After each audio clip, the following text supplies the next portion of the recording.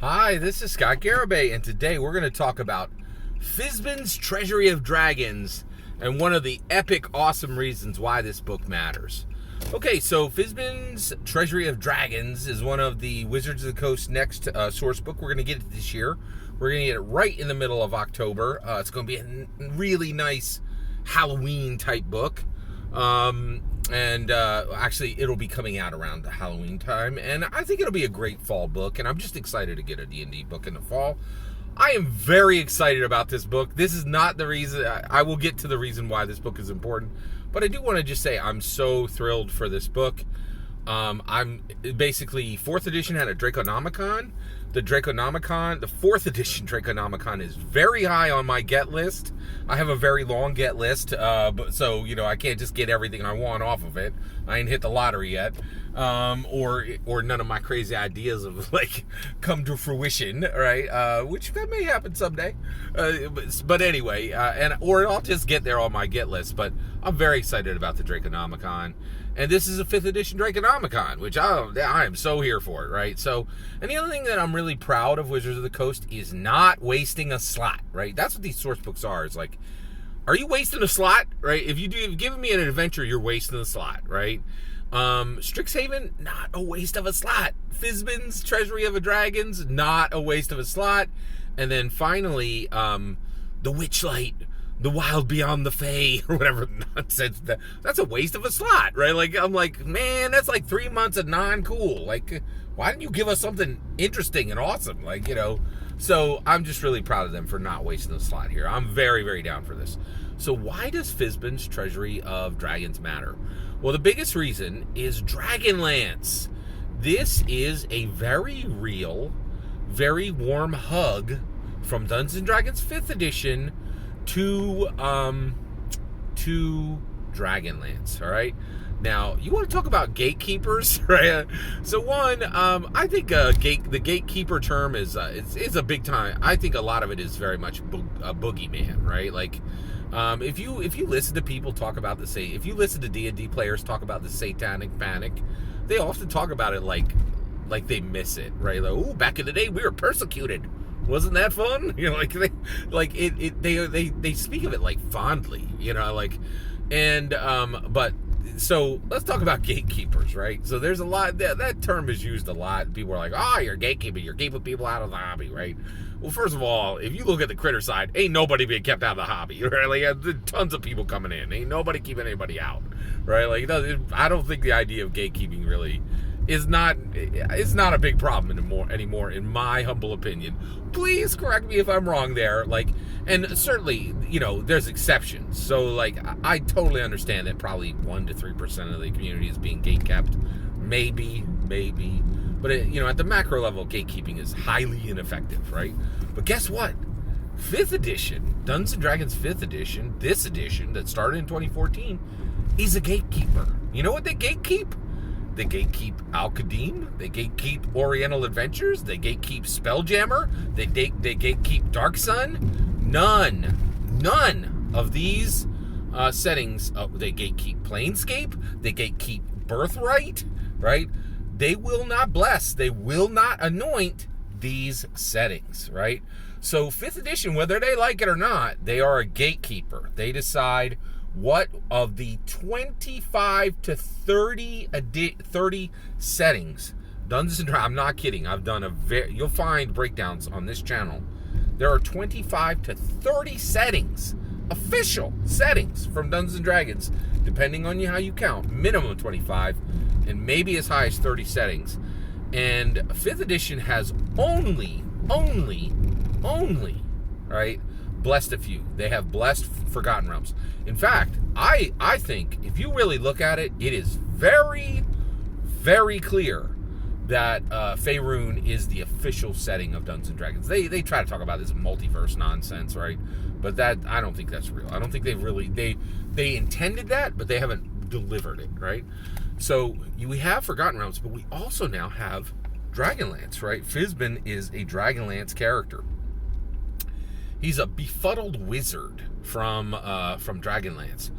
I recently got the real Dungeons & Dragons 1E, like 1985, Orange Spine Easley, first edition, hardcover Dragonlance book, and it is dope, man. I am reading through that sucker, and it is so good. Dragonlance is a very, very rich, very real Dungeons & Dragons setting that has a little bit of distance from Lord of the Rings, which is a big, big deal, right? So I'm very excited about it, and I just love that they are anointing. 5th edition is anointing Dragonlance and recognizing that it exists, right? Now, I will tell you, all those other Al-Qadim, Oriental Adventures, Planescape, Birthright, Spelljammer, right? What's another one? I would really like to see these settings come back, right? Now, and Dark Sun, absolutely Dark Sun, right? I would love to see these, and they have never been given even a slight, glance from 5th edition, right? Maybe Spelljammer has once or twice. But they haven't really been blessed the way Eberron has been, the way Exandria has been, the way Faerun has been, and now the way Dragonlance has. It's really nice to see WotC and Margaret Weiss and Tracy Hickman play nice and get this thing, get Dragonlance cracking. I'm super excited about this because I love Dragonlance and I think it's a very cool background. And I'm very, very, very excited to see this thing rolling out and becoming a reality, right? So I'm very excited about this, and I really think it's that. And I also should say, people, I can hear you guys saying, "Wait, Scott, you want Oriental Adventures and Al-Qadim to come back? How could you possibly want that? Those are, kind of like, they have a problem, a cultural problem." Of course, I would only want to see Al-Qadim and Oriental Adventures come back. First of all, you'd probably I don't know. Okay, so I do want to see them come back, but I want them to be handled by by the people who live in the lands that they are inspired by. I think that would be cool, right? And that way, when the thing's delivered, the people who it is referring to, they are going to be put forward in a way that honors their culture, highlights their culture, and includes their culture in Dungeons & Dragons. And guess what? If you a white dude, your culture's already in there, right? Like, very much so. So why shouldn't we have an Al-Qadim and an Oriental Adventures? As long as it is giving the blessing of those specific people and it has design leads that are of those cultures. So that's the only way I want to see those come back. But Dragonlance, whoo, baby. I'm so happy to see that thing come back with Fizbans, Treasury of Dragons. And we're going to learn a lot. There's going to be a lot of focus just by the name of this book. We're going to get a lot of focus on Dragonlance, which I'm so down for that. I am super hyped for Fizbans, Fizbans Treasury of Dragons. And you know what? I will tell you, man. Sometimes you'll hear, a complaint out of me about Dungeons & Dragons, but they are crushing it. I am so excited for what the work they're doing. And I will going to tell you right now, I definitely will be buying Fizbans Treasury of Dragons. I definitely will be buying the Strixhaven School of Magic, School of Mages. I'm like, take my money.